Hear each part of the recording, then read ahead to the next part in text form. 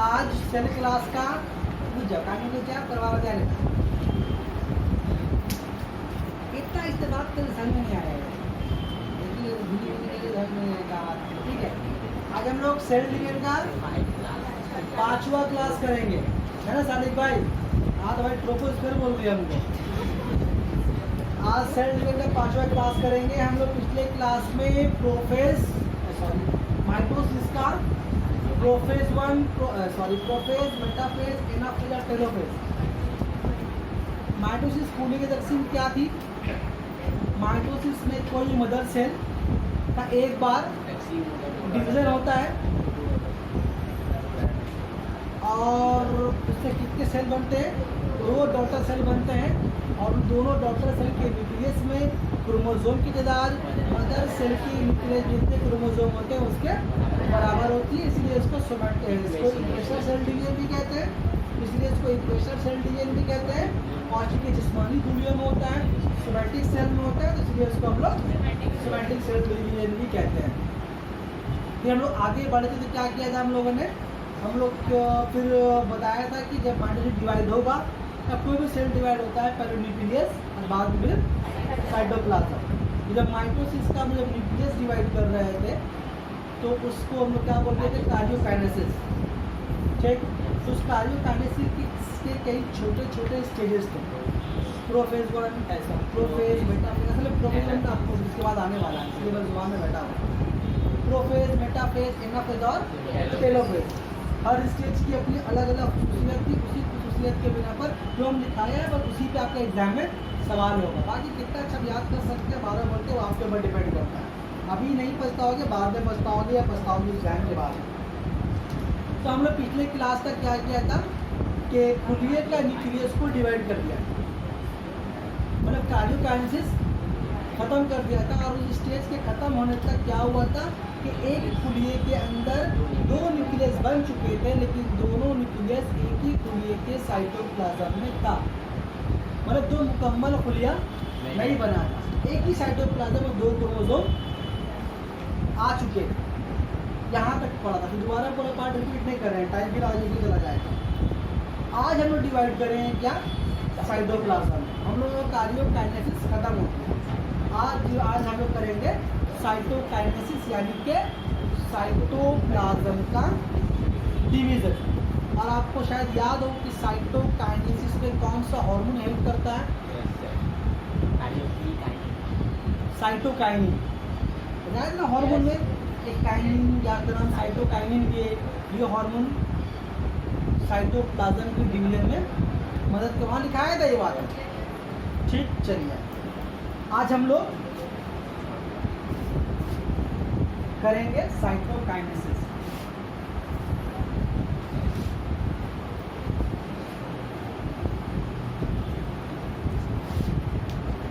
बहुत important question है, हर 2 साल में रिपीट करके या 1 साल में रिपीट करके आता है।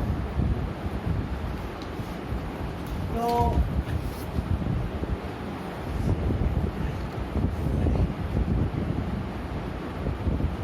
साइटोकाइनेसिस का मतलब division of cytoplasm.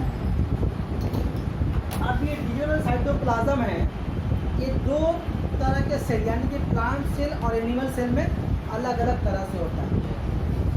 Animal cell में साइटोकाइनेसिस कैसे होता है? ये बहुत सिंपल, बहुत सादा है। जिस तरह माइटोसिस क्या कर रहा था, उसके खुली के बीच में खिंचाव हो रहा था और बाइनरी फिशन की मदद से खुले 2 हिस्सों में टूट जा रहा था। तो इसमें भी ठीक उसी तरह से होता है। किसमें? एनिमल सेल में। मतलब साइटोकाइनेसिस क्या करना हम लोग को? एनिमल में भी पढ़ना है और प्लांट के बारे में भी पढ़ना है। तो एनिमल सेल के अंदर यानी कि हम लोगों के सेल के अंदर साइटोकाइनेसिस का अमल बहुत सिंपल, बहुत सादा तरीके से होता है। वो जो एक न्यूक्लियस के अंदर एक खुली के अंदर 2 न्यूक्लियस बनने के बाद खुली के साइटोप्लाज्म में खिंचाव पैदा होता है, फिर बीच में दरार पैदा होती है, खुलिया बीच से टूट जाता है, ठीक। तो बहुत सिंपल, बहुत सादा, पढ़िए क्योंकि में जेल गोलानी में लिखा हुआ है। लेकिन प्लांट सेल का साइटोकाइनेसिस क्या है? बहुत कॉम्प्लिकेटेड है और एग्जाम उसी के बारे में ज़्यादा क्वेश्चन पूछता है। एग्जाम में कैसे क्वेश्चन पूछता है? अगर पूछना रहेगा कि अगर नॉर्मल क्वेश्चन पूछा कि व्हाट इज साइटोकाइनेसिस, तो बड़ा क्वेश्चन आएगा तो साइटोकाइनेसिस इन प्लांट को एक्सप्लेन करो। हम इन जनरल बता रहे क्वेश्चन कैसे पूछेगा हमको नहीं पता, साइटोकाइनेसिस प्लांट में कैसे होता है। ठीक, थोड़ा सा मन घुमाने का मन करता है तो बोलता है कि difference between cytokinesis in animal and plant. तो तुम कॉलम बनाओगे, यहाँ लिखोगे एनिमल, यहाँ लिखोगे प्लांट। तो एनिमल में सिर्फ एक लाइन है, 2 लाइन आएगा, लेकिन प्लांट में पूरा कॉलम भर जाएगा। तो अगर आपसे पूछे कि साइटोकाइनेसिस का डिफरेंस बताओ एनिमल और प्लांट सेल का, तो आपसे प्लांट ही सेल पूछना चाह रहा होगा, एनिमल के फालतू में वो जोड़ दिया को परेशान करने के लिए। तो मतलब नहीं, 1.5 लाइन का तो जो बताया आपको बुक में भी यही लिखा हुआ है एनिमल के बारे में। जो मसला है किसके बारे में, प्लांट के बारे में। तो इसको कैसे हम याद करेंगे, वो बुक काफ़ी लंबा आंसर ये वाला है। तो इसको आपको हम फ्लो चार्ट की तरह बनाकर पहले बनाकर दिखाते हैं, फ्लो चार्ट की तरह पहले बनाते हैं फ्लो चार्ट, फिर फ्लो चार्ट को समझाएं।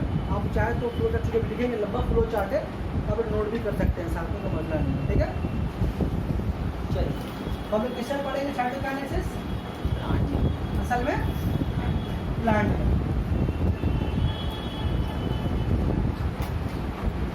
साइटोकाइनेसिस इन प्लांट, पौधों में साइटोकाइनेसिस कैसा होता है। एनिमल में बताया कैसा होता है, बहुत सिंपल और बहुत सादा होता है, उसके बारे में मतलब पढ़ने की जरूरत नहीं है। चलिए पहले हम जो लिखते हैं आप लिखा के लिखते जाइए। ठीक है,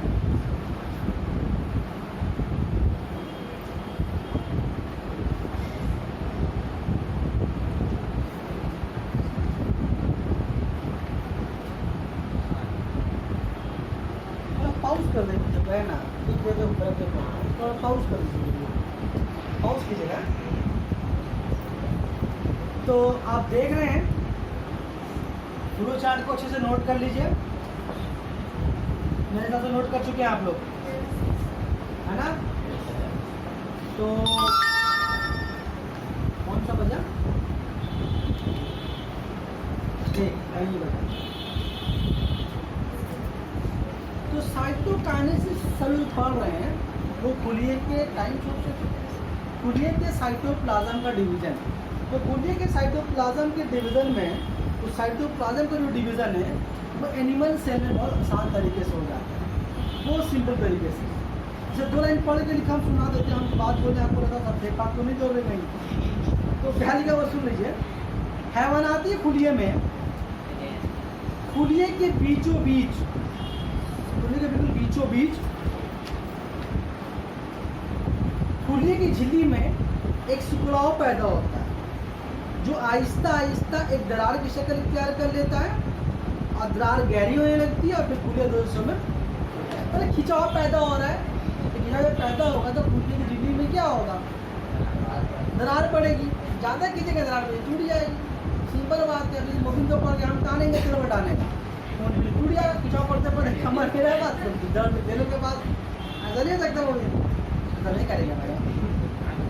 लेकिन प्लांट सेल में आप मतलब धीरे करेगा, आप टक्कर भी हुए हैं।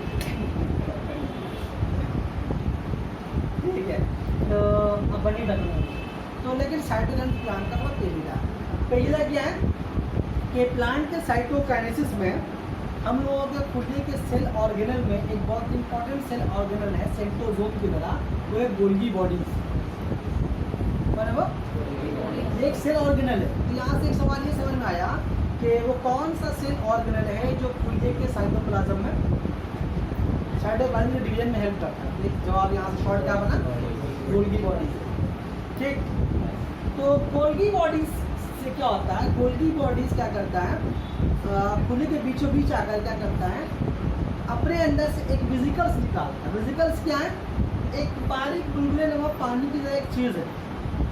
जिस तरह हम आपको आम भाषा में समझाए, इससे हमको पता नहीं मुँह का लाभ, मुँह जिसको बोलते हैं, उस तरह कुछ आकर एक तरह का पानी का बुलबुले की छोटे छोटे बारीक बारीक, समझ रहे मिसाल, समझ रहे मिसाल क्या दिया आपको, बस वो ध्यान में रखिए, तो हट करके देख सकते हैं।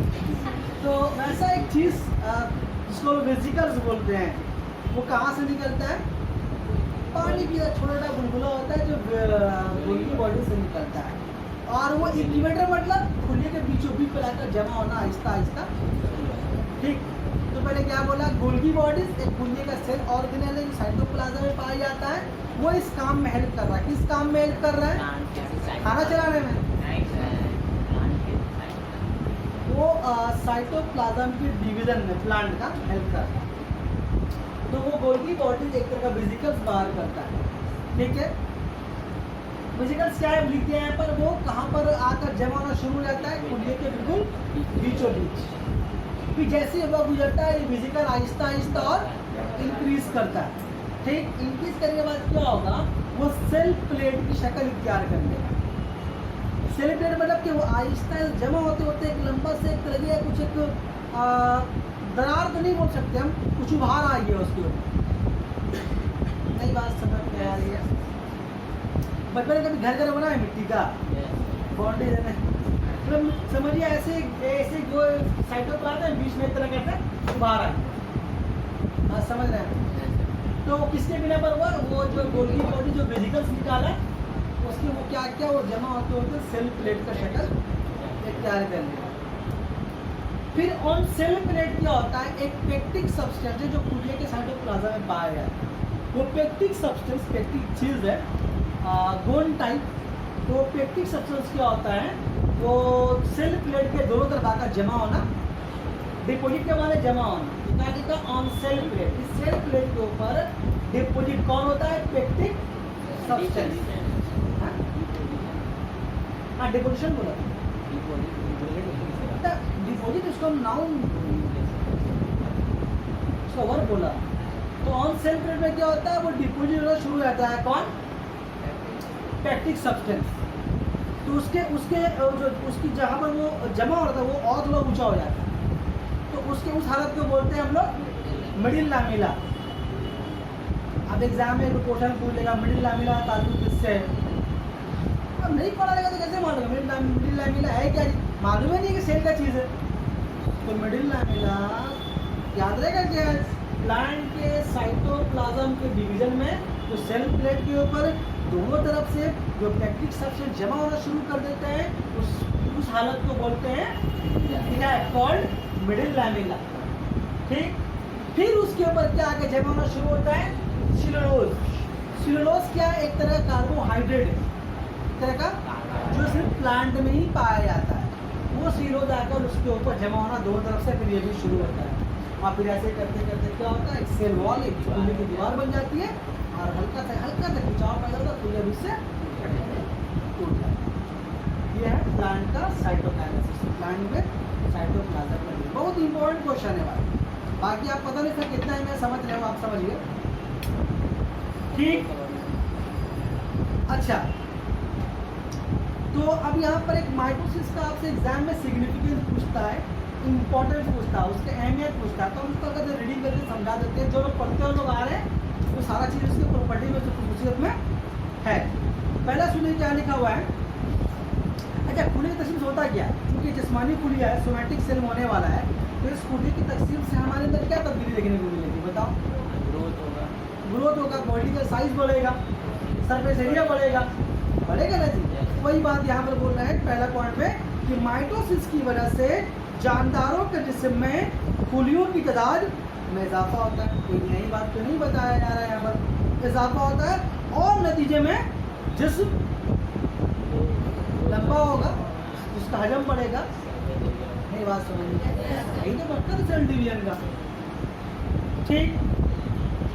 फिर आपको बता दिया था कि ये वाला माइटोसिस का अमल माइक्रोस्कोपिक जो एनिमल होते हैं, जैसे कि बैक्टीरिया, एमोबा या फंगस, उनमें जो रिप्रोडक्शन होता है, मतलब कि अपने नस्ल को बढ़ाने की ताकत जो उनमें होती है, उसमें कौन सेल हेल्प करता है? ये माइटोसिस। मतलब कैसे बोले तो बैक्टीरिया, फंगस वगैरह के रिप्रोडक्टिव सेल में वो काम कर, लेकिन हम लोग का रिप्रोडक्टिव सेल में काम नहीं करता, हम लोगों के रिप्रोडक्टिव सेल में काम नहीं करता। तो याद रहेगा ये बात, इससे पहले बात बताया हुआ है। अच्छा, उसके अलावा तीसरा पॉइंट ये है, अच्छा कभी आप लोग मान लीजिए आपका कहीं पर जख्म कट गया या बहुत ज़्यादा हिस्सा कट गया, तो हम लोग करते क्या है, डॉक्टर के पास जाते हैं, डॉक्टर करता है क्या, उसको स्टिच कर देता है, टाका मारता है ना, आजकल तो स्टिच ने क्या करता है, आजकल एक ये भी निकल गया है, गोल की तरह चिपका देता है, सीधा कर पट्टी लगा देता है। खैर अभी वो तो फेमस नहीं हुआ, ज़्यादा फेमस क्या है, स्टिच। स्टिच किसी क्या पर हुआ है, बहुत लोगों का हुआ कभी, कभी आपका हुआ, आपका भी हुआ, आपका भी रिसेंटली भी हुआ है ना, कच्चा ज़्यादा बाल में झड़ जाएगा गंदी से, तो रोल भर जाएगा। तो स्टिच जो करता है वो सुई धागा से सीखता है ना जी, बहुत लगता है, बहुत लगता है। हमने आज तक हुआ नहीं है, दूसरा को देखा लगता है तो मालूम हो रहा है कि लगता है। तो वो क्या करता है, सी करके दबा देकर पट्टी बांध देता है, फिर कुछ दिन के बाद बुलाता है स्टिच काटने के लिए, काटता है और बोलता है कुछ दिन तक ज़्यादा भारी चीज़ नहीं उठाइए, ऐसा बोलता है, ज़्यादा भारी काम इंसान से मत कीजिएगा ताकि फिर कट सकता। क्यों जुड़ जाता है, क्या होता है, फिर सीधा काट के तो निकाल देता है, तो क्यों जुड़ जाता है वो, वही वहाँ पर आपका सेल डिवाइड होता है। ये बात समझ में आ रही है। तो जो कटा हुआ जख्म होता है, जो हाथ कट गया, पीछे बहुत सारे गैप पार्ट हो गया, सी करके जोड़ लेता है, तो दवाई डाल लेता है, जिससे क्या होता है, माइटोसिस का रेट पूरी रेट बढ़ जाता है। उसको डॉक्टर को पता है कि ये सेल कितने दिन में डिवाइड होगा, दवा देंगे तो कितने स्पीड से डिवाइड होगा, ठीक है, और कितने दिन तक कच्चा रहता है, और कितने दिन तक हवा लगना चाहिए इसमें। एक टाइम पे बुलाता है, आके आपका पट्टी खोल लेता है, बोलता है इसमें पानी मत लगाइएगा, बोलता है ना, और थोड़ा सा ऐसे रहने दीजिएगा, भारी ज़्यादा मत कीजिए, बोलता है, तो 2 दिन वो सूखता है। तो असल में क्या, और आपका वो सेल डिवाइड हो रहा होता है, तो सेल में अंदर मुकम्मल डिवाइड हो जाता है, तो आपका वो जो कटा हिस्सा ऐसे होता है ना। तो मतलब अगर आम भाषा में बोले तो हम लोग जख्म वगैरह जो होता है, या कभी रास्ते में गिरे छिला घाव मतलब छिला गया, तो अपने आप देखिए वो अपने आप ही भर जाता है ना। तो देखिए हम लोग गोरे आते हैं वहाँ पर, तो वो अपने आप ही काला जाता है, ठीक है। तो तीसरे नंबर पॉइंट बात समझ आ गई। तीसरे नंबर पॉइंट क्या है, माइटोसिस के जरिए जानदारों के जिस्म में जख्मों के भरने और टूट फूट की मरम्मत का काम अंजाम पाता है। जख्म जो हो रहा है, जख्म बहुत सारा जख्म होता है, कैसा भी जख्म आपको लग जाए, आपको से क्या मतलब है, जख्म हो रहा है, या किसी वजह से कोई सेल बर्बाद हो गया है, तो उसकी जगह फिर नए सेल बनते, बात समझ में आ रही है। तो जो आपका स्टिच लग रहा है, आपका अभी चल रहा होगा, दवा दिया हुआ आपका, उसके अलावा 4 नंबर पॉइंट क्या है, माइटोसिस के नतीजे में जो पुराने नए जो सेल होते हैं, तो जो पुराने जो नकारा सेल होते हैं उनकी जगह फिर नए सेल आते हैं। मतलब हम लोग का बॉडी, अब जैसे मान लीजिए बहुत छोटे आप रहे हैं, अभी बहुत छोटे जमाने में, तो वो जो सेल जो बचपन में रहा वो सेल अब नहीं है, तो पुराना खत्म हो गया, बेकार हो गया, वो उसकी जगह नए सेल आते हैं। कभी कभी ना चमड़ा उखाड़ रहा है ना, तो सेल डैमेज सेल सब होता है, जो नकारा जो बेकार सेल हो जाते हैं, कई मान ली फोड़ा हो गया, तो उसके बाद देखते हैं बाद वो सिर्फ चमड़ा अपने आप उखड़ जाता है वहाँ से, तब तो समझ में आ रहा है, होता है ना, मेरी बात समझ में आ रही है। तो इस तरह का जो बहुत जोर लगता है ना, हाँ बहुत लगता है, हाँ और क्या निकाल देते हैं यहाँ बल दो लग जाते हैं, मतलब रेस कर रहे थे ना,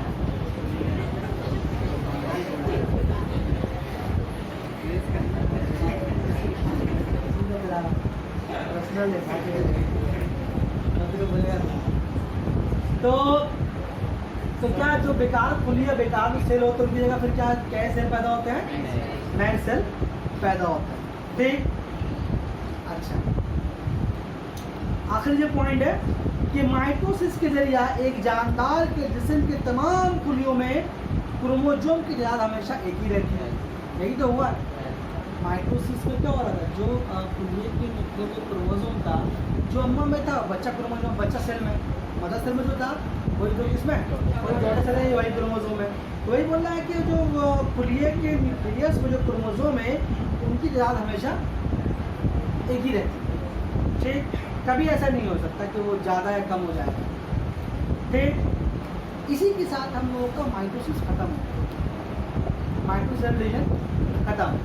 अभी आपको मेयोसिस का उसी इंट्रोडक्शन स्टार्टिंग पॉइंट बता के छोड़ते हैं, माइटोसिस डिवाइड करेंगे अगले दिन, फिर खत्म हो जाएगा, ठीक है। तो अभी हम हेडिंग देंगे मेयोसिस, बता दें इसको, नोट तो कर लिया आपने सब इसको।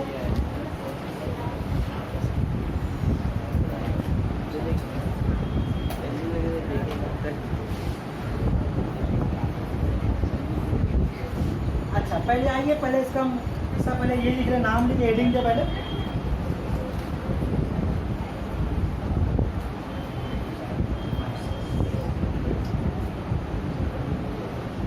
Meiosis cell division.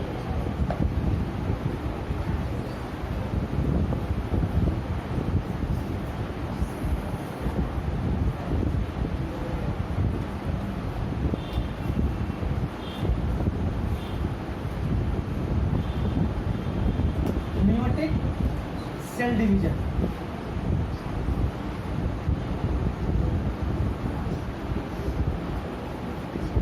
Reductional cell division, इसका 3 नाम है। अब सुन लीजिए जरा से इसके बारे में। हम लोग क्या पढ़ा शुरू में कि हम लोगों के बाबू सिलेबस में खुले की तकसीम का 3 तरीका है। एक था माइटोसिस, इसका नाम डायरेक्ट सेल डिवीजन था, उसके बाद तो कुछ ही नहीं है आज, है ना, भूल गए। तो एक था माइटोसिस, मत लिखो ना भाई, ध्यान दो ना, छोड़ो ना। माइटोसिस, एक था माइटोसिस जो वो सादा तरह का तकसीम था, उसको हम डायरेक्ट सेल डिवीजन। क्यों डायरेक्ट को बोला था हम लोग? क्योंकि उसमें सेंट्रोसोम नहीं पाया था, या फिर ऐसे बोले कि उसमें स्पैंडल फाइबर नहीं बनता, इसीलिए उसको डायरेक्ट सेल डिवीजन कहते हैं। फिर हमने पढ़ा माइटोसिस, काफ़ी लंबा था, वो इनडायरेक्ट सेल डिवीजन। उसके बाद फिर आता है कौन हम लोगों का मियोसिस सेल डिवीजन, ये आखिरी है। मियोसिस सेल डिवीजन या फिर मियोटिक सेल डिवीजन या फिर रिडक्शनल सेल डिवीजन, या फिर इसका एक और भी नाम है जो भूल गए हम, रिप्रोडक्टिव सेल डिवीजन। रिप्रोडक्टिव, ये डॉट जो दे रहे हैं मतलब cell division, reproductive cell division. Mitosis का नाम मियोटिक भी है, सॉरी मियोसिस का नाम मियोटिक भी है, रिडक्शनल भी है और रिप्रोडक्टिव भी है। अब सुनिए इसका आप तारीख। वो जो माइटोसिस था वो खुले की तकसीम का कैसा तरीका था, जो सिर्फ जिस्मानी खुले में होता है, सोमैटिक सेल में होता है, इसलिए तो उसको सोमैटिक सेल डिवीजन ही नाम दिया था। लेकिन ये खुले का तकसीम होता है, ये आपका रिप्रोडक्टिव सेल में होता है, यानी कि तौलेदी खुले में होता है। तो ये मियोसिस खुले की तकसीम का एक ऐसा तरीका है जो हमेशा कहाँ पर होता है, सिर्फ रिप्रोडक्टिव सेल यानी कि तौलेदी खुले में। इसीलिए इसका नाम क्या पड़ा, इस तरह वहाँ था why mitosis is called somatic cell division. जवाब क्या था, किसी जिस्मानी खुले में होता है, इसलिए इसका नाम है सोमैटिक सेल डिवीजन। वैसे यहाँ पर सवाल हो सकता है कि why meiosis is called reproductive cell division, तो जवाब क्या होगा कि सिर्फ रिप्रोडक्टिव सेल यानी कि तौलेदी खुलियों में इस तरह की तकसीम का अमल होता है, इसलिए इसको हम लोग रिप्रोडक्टिव सेल डिवीजन भी कहते हैं। सब शुरुआती बात। वहाँ पर मदर सेल का क्या हुआ था, मदर सेल का एक बार तकसीम हुआ था और नतीजे में 2 डॉटर सेल हुआ। यहाँ पर मदर सेल का दोहरा तकसीम हुआ। याद है हम इसलिए क्यों एक बार खास बोला था कि मदर सेल की तकसीम एक बार होती है, नतीजे में 2 डॉटर सेल बनते हैं, ये बात बोलना होगा। क्यों? क्योंकि यहाँ पर मियोसिस में मदर सेल 2 बार डिवाइड और नतीजे में 4 डॉटर सेल बनते हैं। आपको फर्क, अगर आपको बोले माइटोसिस में तो फर्क लिखो, 3 फर्क बैठे बैठे नहीं हो गया। माइटोसिस जिस्मानी खुले में हो रहा, मियोसिस रिप्रोडक्टिव सेल में हो रहा है।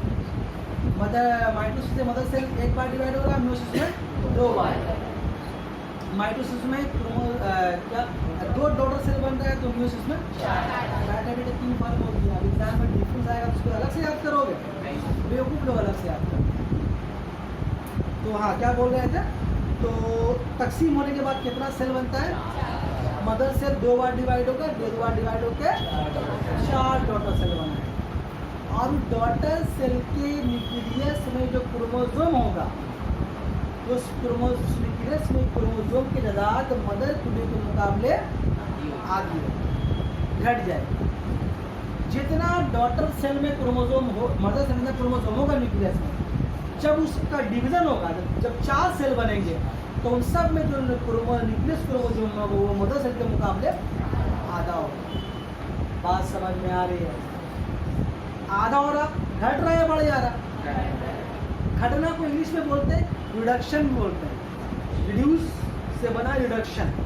तो रिडक्शन भी एक माने होता है, उसका माने घटना होता है, घट जाना। इसीलिए नाम क्या पड़ा इसका, रिडक्शनल सेल डिवीजन। तो why meiosis is called reductional cell division, काहे को बोलते हैं, क्योंकि इससे मदर सेल का 2 बार तकसीम होता है, जिसमें 4 डॉटर सेल बनते हैं, और जो नए 4 डॉटर सेल बनते हैं उसके न्यूक्लियस में क्रोमोसोम की तादाद मदर खुले मुकाबले, इसलिए बिना पर उसको नेशनल सेल डिवीजन कहते हैं। रिप्रोडक्टिव सेल डिवीजन क्यों कहते हैं? क्योंकि सीमित औषधि खुलियों में होता है। बात समझ में आ रही है? अब हमको तुम ये बताओ, ये हैप्लॉइड हुआ ना डिप्लॉइड हुआ? ये हैप्लॉइड हुआ। माइटोसिस से क्या होता है? वो पढ़ाया है, जिस्मानी खुलियों में जो खुली की तकसीम का अमल होता है उसको डिप्लॉइड बोलते हैं, और औषधि खुलियों में जो होता है उसको हैप्लॉइड बोलते हैं। डिप्लॉइड को जाहिर करते हैं 12 से, हैप्लॉइड जाहिर करते हैं N से। मिसाल के तौर पर हम लोग का 46 था डिप्लॉइड, और हैप्लॉइड कितना है? बात समझ में आ रही है? पक्का? तो इसमें क्या क्या खूबी इसका देखा हम लोग कि कहाँ पर होगा सिर्फ रिप्रोडक्टिव सेल में होगा। मदर सेल 2 बार डिवाइड होगा। डॉटर सेल कितने बनेंगे? 4 बनेंगे। कुछ नए 4 बनने वाले डॉटर सेल के न्यूक्लियस में क्रोमोसोम के द्वारा मदर खुली के मुकाबले।